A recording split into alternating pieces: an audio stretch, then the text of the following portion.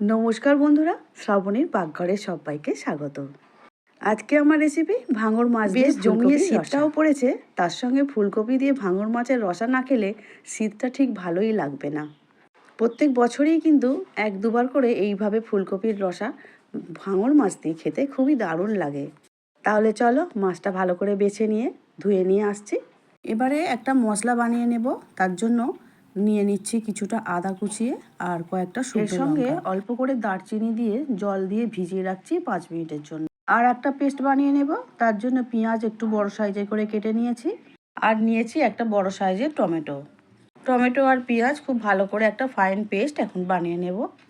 পেস্টটা বানানো হয়ে গেছে। এদিকে শুকনো লঙ্কা আর আদা যে ভিজিয়ে রেখেছিলাম সেটাও এবারে মিক্সার গ্রাইন্ডারে দিয়ে খুব ভালো করে একটু পেস্ট করে নেব আর অল্প একটু সঙ্গে জল দিয়ে দিলাম।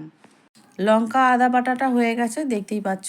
এবারে ফুলকপিগুলো ভাপিয়ে নেব, সেই জন্য নুন দিয়ে জলের মধ্যে 1 মিনিট 2 মিনিটের মতো একটু ফুটিয়ে নিয়েছি জাস্ট। তারপরে আলু কেটে নিয়েছি। এবারে মাছ যে বাছা হয়ে গিয়েছিল সেই মাছ ভালো করে ধুয়ে পরিষ্কার করে চলে এসেছি। নুনটা খুব ভালো করে মাখিয়ে নিলাম। এদিকে কড়াও বসিয়ে দিলাম, কড়ার মধ্যে বেশ খানিকটা সর্ষের তেল দিয়ে দিলাম। দিয়ে এবারে মাছগুলোকে সুন্দর করে ভেজে নেব। তেলটা রেডি হয়ে গেছে। এবারে তেলের মধ্যে মাছগুলো আস্তে আস্তে ছেড়ে দিচ্ছি। কাছের বা দূরের যে বন্ধুরা এই মুহূর্তে আমার ইউটিউব চ্যানেল থেকে দেখছো ভিডিও, তারা প্লিজ সাবস্ক্রাইব করে দিও। আর যে বন্ধুরা আমাকে অলরেডি সাবস্ক্রাইব করেছো, আমার পাশে আছো, তাদেরকে অসংখ্য ধন্যবাদ। আর পাশে থাকা বেল আইকনটা অবশ্যই প্রেস করে দিও, তাতে যখনই নতুন রান্না ছাড়বো তোমার কাছে প্রথমেই পৌঁছে যাব।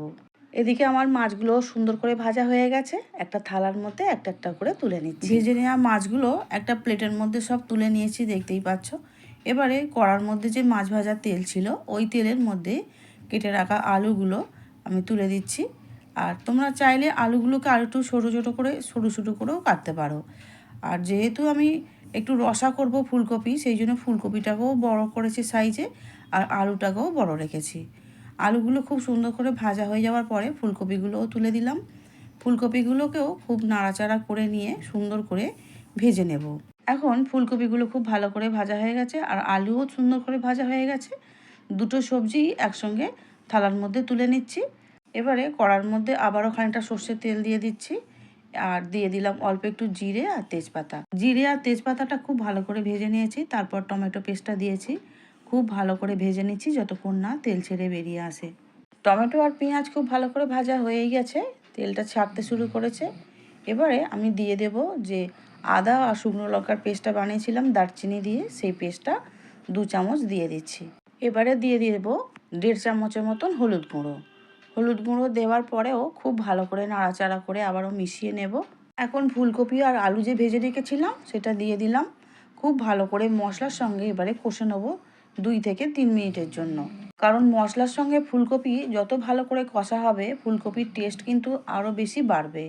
এবারে দিয়ে দিয়েছি পরিমাণ অনুযায়ী নুন দেওয়ার পরে আবারও খুব ভালো করে 1-2 মিনিটের জন্য কষে নেব। এখন খুব ভালো করে কষা হয়ে গেছে ফুলকপি আর আলু।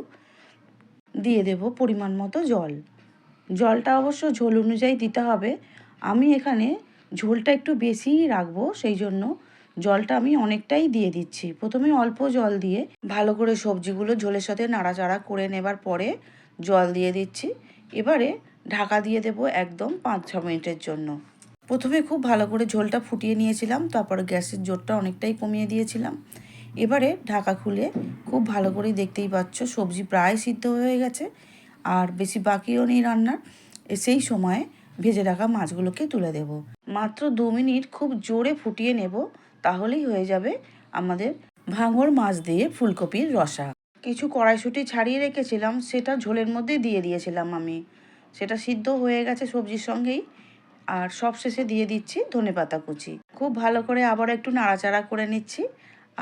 আর কিছু দরকার নেই, এবারে রেডি হয়ে গেছে। গ্যাসটাও অফ করে দিয়েছি। দেখতেই পাচ্ছ একদম রেডি হয়ে গেছে ভাঙর মাছের ফুলকপির রসা। এবারে একটা প্লেটের মধ্যে আমি তুলে নিচ্ছি। তোমরা বন্ধুরা সবাই এই ভাঙর মাছটা খাও কিনা জানি না, তবে অসাধারণ খেতে হয় যে কোনো রেসিপিতেই। তাহলে চলো আজকের মতো আসছি, দেখা হবে অন্য কোনো ভিডিও নিয়ে আগামী দিন।